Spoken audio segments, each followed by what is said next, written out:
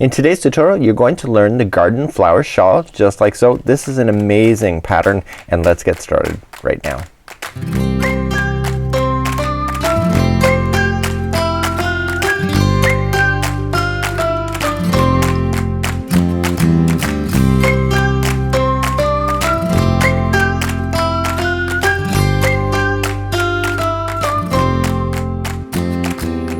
Welcome back to the Crochet Crowd as well as yarnspirations.com. I'm your host Mikey. Today we're going to be experiencing two parts in this video series. This is part one and I'm going to be back with you in a couple weeks when we go to move on to part two. In part number one we're going to experience the flower itself. You will notice that she is holding all these little flowers that are joining together just like this. And what's going to be happening today in part one is that I'm going to teach you how to make the flower motif. You need to make 39 of these. Now you have not seen this yarn before. This is called Bernat Dimensions. It's a brand new yarn. It will be available in stores near you very soon. This is the spring of 2015 and stores are now starting to stock up with this, and it will be available on yarnspirations.com as well in the future. So you have to keep your eyes open for it. The Bernat Dimensions, basically you can see here that it has many different thicknesses and there is a color transition that is kind of slow. So you can see that there's large sections of the same color and then it suddenly changes to a new color, which makes it very artistic. So today I'm going to be teaching you how to do the flower motif using a different yarn that's easier to see your stitches, and we're going to be examining this pattern more carefully. So in examining the pattern, it's called the Garden Flower Shawl. I'll provide a link in the more information of this video and being able to get this free pattern. You'll notice that there is actually no crochet hook size mentioned within this pattern. So what I just basically did, that it is calling for Caron Simply Soft. Just look at the yarn ball and you can determine the size of hook that you want to do. If you want more lacy, just increase your hook. So when you turn the page and you can actually see that they are changing colors. I used the Bernat Dimensions because it basically was changing color on its own. So when I go to turn it over, the instructions are really quite simple. There is one motif just like so, and it's actually really quick. It only takes a few minutes to be able to make one of these. Then you have the actual joining itself, but you need to actually get everything done first. So there's 39 of these motifs, and basically if you just follow the arrow, you're gonna start off in the corner up here and basically just jump around and make the final edge around each one of these, and as you're doing it you will be joining it to a neighbor. So all 39 have to be done. So in today's part one I'm going to show you how to make these motifs just like so. And again, I encourage you to change your colors anywhere that you want to today. Again, there is a diagram here to be able to follow if you're unsure about the written instructions as well. I love diagrams, as you can tell. So let's begin our pattern. Today I'm using Bernat Super Value in order to demonstrate the stitch. The yarn is pretty easy to follow along, and I'm using a size 6mm size J crochet hook today. Let's start off with a slip knot. Remember that it never counts as one. We are going to then simply just chain 6. So just making sure you don't ever start this as one. So you go 1, 2, 3, 4, 5 and 6. And then simply just join it to the beginning chain to form the center ring of your motif.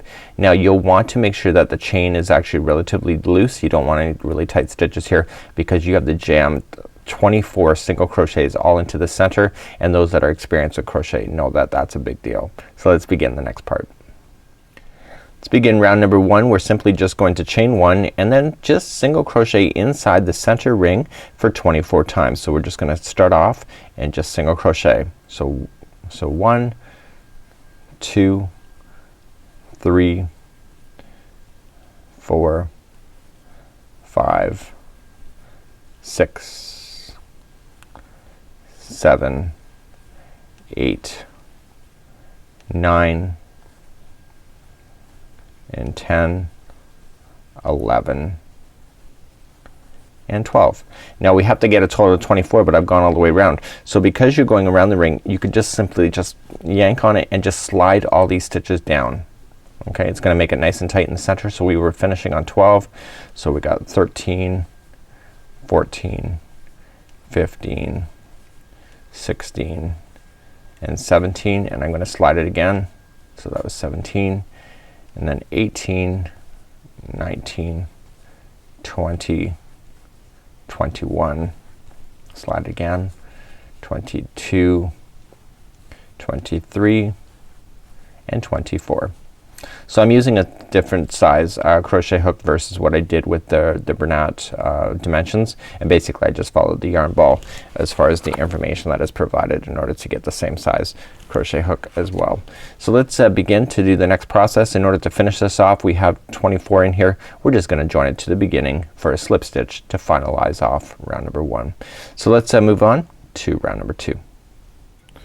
In round number 2 I had a hard time right in the very beginning in the first few rounds to be able to understand what is actually going on here, and it was just a visualization thing. So what I want you to really pay attention to the most is that you will notice that these stitches here, see how this chaining of 5 and then goes over and then down, see how it's forming a V? Well, basically there's 8 petals around this motif, and if you look at, see there's a V there, a V there, a V there, be there. So I was getting confused when they start looking like they're straight parallel to each other, but just visualize this as 8 V shapes as going all the way around, and I'll explain a little bit more of that in just a moment. So to begin this round we're just gonna simply chain 5. So 1, 2, 3, there's your double crochet there, and then 4 and 5 is the chain of the actual petal itself. We're gonna come into the very next stitch and we are just gonna double crochet, and this is kind of the V shape that I was just talking about. So in between, so this is a V shape, so we're gonna do another V shape over here, but in order to get there first we have to chain 1, skip 1 stitch, and then just double crochet into the next like so, and then chain 2. So 1 and 2, and then come into the very next stitch to double crochet. So these V-stitch looking items basically have a chain 2 over the top of them, and this is kind of what they look like. So there's a chain 1 in between the V shapes. So let's begin again. So we're just going to chain 1 because we're in between the V shape. We're gonna skip 1 stitch and then double crochet into the next, and then chain 2, 1 and 2, and then coming into the next one for a double crochet. Okay, chain 1. So we're gonna, so that we're in between the V stitches now, so we skip 1 and go to the second over for a double crochet, chain 2, and then coming into the very next stitch for a double crochet. So in these V stitches here you will notice that you come into 1 stitch, you chain your 2, and then you come into 1 right beside it. The ones in between, so there's, this is the space in between the V stitch looking item. There is gonna be 1 skip stitch there. So let's begin again. So we just chain 1, skipping 1 stitch, double crochet there, and then chain 2, and then coming into the very next stitch for finishing off that V stitch. And you're gonna continue to do that all the way around. We're almost there, so I might as well just keep going. So just chain 1, skip the next stitch, chain 2, and then go into the next stitch,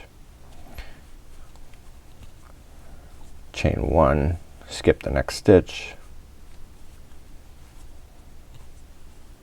okay, chain 2 because you're doing a V stitch, okay, chain 1, skip 1 stitch,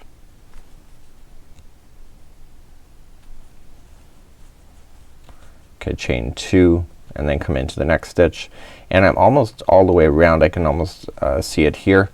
Okay, so what I want to do is I want to count these V stitches. So count this together. So go 1, 2, 3, 4, 5, 6, 7, and 8, and that's right. So in order to join them together you got to chain 1 first, and then join to the 3rd stitch up from the base with the slip stitch, just like so. So this is what it looks like at this point, and let's move along to your next round. To begin the next round it's really quite simple. We just have to actually slip stitch into this into the gapping space here. This is the chain 2 gap space. Just slip stitch before you begin, and now you're in the space, and now we're ready to go. So we're gonna chain 2 only. This counts as a half double crochet, and then we're gonna half double crochet one more time. So in actual fact you have 2 half double crochets there, and then you're going to chain 2, and then into the same space half double crochet 2 more times.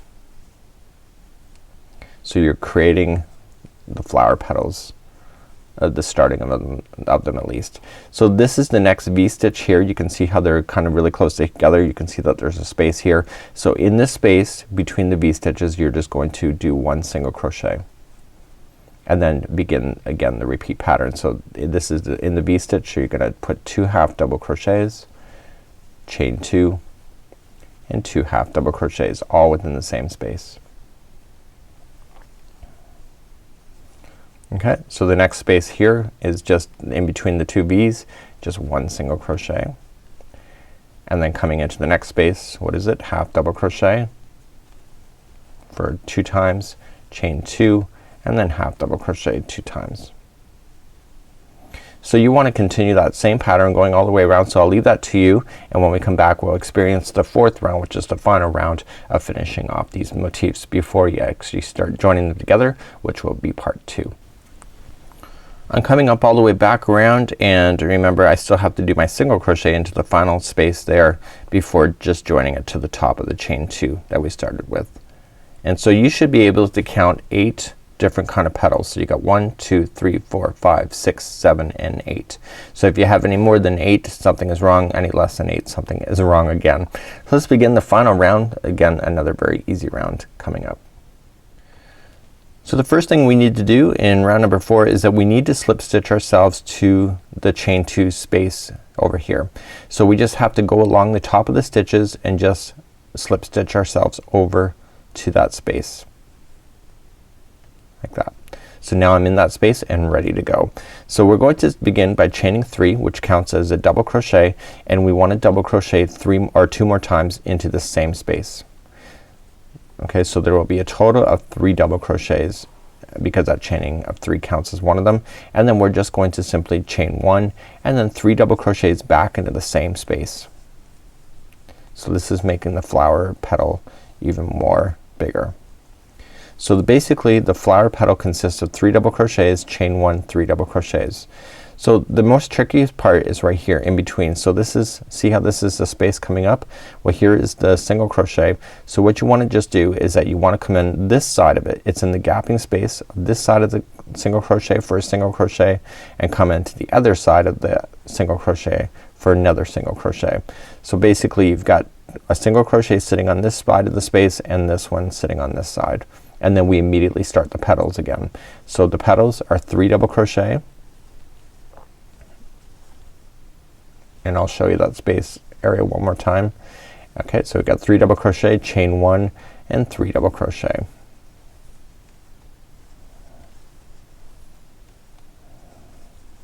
Just like that. So we come in and we're looking for the space. You can see how they're kind of in parallel to each other, so those are the spaces in between the V-stitches. So we just look where the single crochet is, and we come on the one side for a single crochet, and we jump on the other side for another single crochet, and then begin again. So this is how you would go all the way around. So continue to do the same pattern all the way around and meet you back up. We'll fasten off, and this will conclude part number 1 of a 2-part series of how to do the garden flower shawl. When you get all the way back around, don't forget you still have to go into those single spaces in the space on the single and on the other side of that single, just like so, and this time you have to just join it to the top at the beginning, chain 3, and this concludes on how to do the motif. Just fasten this off really nicely, get it all prepared. You need to do 39 of these for the garden shawl, and when we come back in a few weeks I will be going along in the pattern just showing you how to attach to the neighbor. So you will notice at this point, look how big this is compared to the other one that I had done. Just like so, there is a huge difference. Change the hook, change the yarn, you have a different project, and you know, the bigger the flower, the more faster a project would go anyway. But you know, the creativity is up to you. Change the colors as often as you want, and this becomes a really neat idea. So on behalf of yarnspirations.com as well as the Crochet Crowd, thank you for joining me today, and until next time, have a fabulous day, and we'll see you on Facebook. Bye bye.